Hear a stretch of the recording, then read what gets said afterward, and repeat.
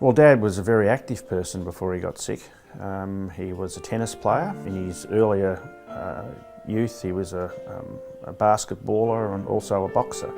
But his great love in his later life was tennis, and he played that right up until a couple of years before he was sick.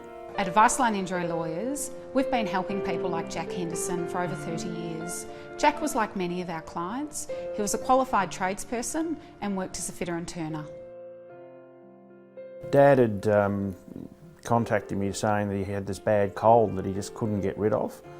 And I said to him, well look, you really should go to a doctor because he had it at this stage for over a month. And I said, you really should go to the doctor. He went to the doctor and the doctor referred him to a specialist. Jack was struck down with the terrible asbestos disease, mesothelioma.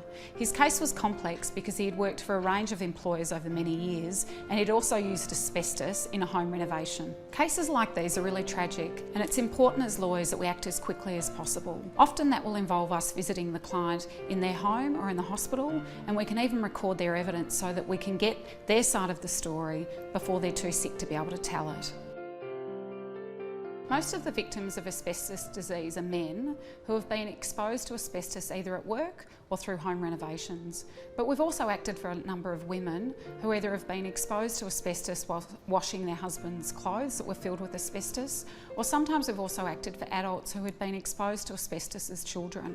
And those claims are all able to be made against either the employer or the supplier of asbestos, and we bring those claims as quickly as possible. It's really important for these victims of asbestos disease, who often don't have long to live, that we bring the claim as quickly as possible so they get a certain outcome in a time that works with them. In the